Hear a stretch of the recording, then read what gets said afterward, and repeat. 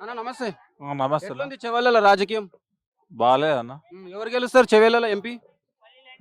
అదే కాసాని జ్ఞానేశ్వర ఎంత మెజారిటీ వస్తుంది? 150 దాకా వస్తుంది. అది కాసాని జ్ఞానేశ్వర్ కోట వేయాలంటే ఎందుకు వేయాలంటారు?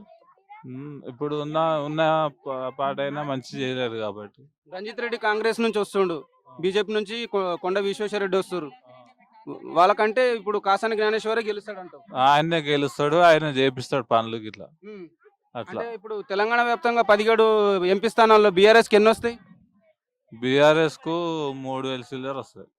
17 స్థానాల్లో ఎన్ని వస్తాయి? 17 స్థానాల్లో 18,000 చిల్లర వస్తాయి. అంటే ఇప్పుడు కాంగ్రెస్ గురించి ఏమన్నా చెప్తావా? కాంగ్రెస్ గురించి లేదు, టీఆర్ఎస్ మన TRS only. కాంగ్రెస్ గురించి అంటే కేసీఆర్ అధికారంలోకి రావాలని. కాంగ్రెస్ గురించి అంటే మొత్తం రేవంత్ రెడ్డి అంతా దొంగ శాతాలు చేస్తుండు మొత్తం. అట్లానే ఏది ఇస్తలేడు, రైతు బంధు ఇస్తలేడు, రైతు బీమా ఇస్తలేడు, కరెంట్ 0 బిల్ అన్నాడు, బిల్లు వస్తూనే ఉంది. అన్ని ఆయన ఉల్టా పల్టా చేస్తుండు, ఏ పని చక్కగా చేస్తలే. అది ఫైనల్ గా అయితే చెవెళ్ళలో మన జ్ఞానేశ్వర్ గెలవాలని చేస్తారు. ఆయనే గెలవాలి. ఓకేనా, థ్యాంక్ యూ. చెవెళ్ళలో రాజకీయం శివాలయాల రాజకీయం మంచిగానే ఉంది. ఎవరు గెలుస్తారు మరి? బీజేపీ కాంగ్రెస్? కేసీఆర్ గెలుస్తాడు. కేసీఆర్. ఆ.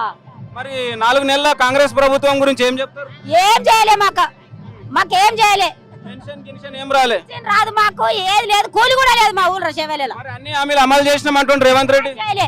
బస్సు చేసిండు, ఆ బస్సులో ఆడోళ్ళు ఎవడు పోతున్నాడో తెలియదు. ఇక బస్సు ఒక్కటే ఆయన చేసింది, ఆయన వీకింది ఏం లేదు, బస్సు ఒక్కటే వీకిండు. మళ్ళీ కేసీఆర్ రావాలంటూ? అవు రావాలి. బస్సు ఒక్కటే ఆయన చేసింది ఏం లేదు. కాసాని జ్ఞానేశ్వర్ ప్రజలలో ఉంటాడు, గెలుస్తాడు. ఆ.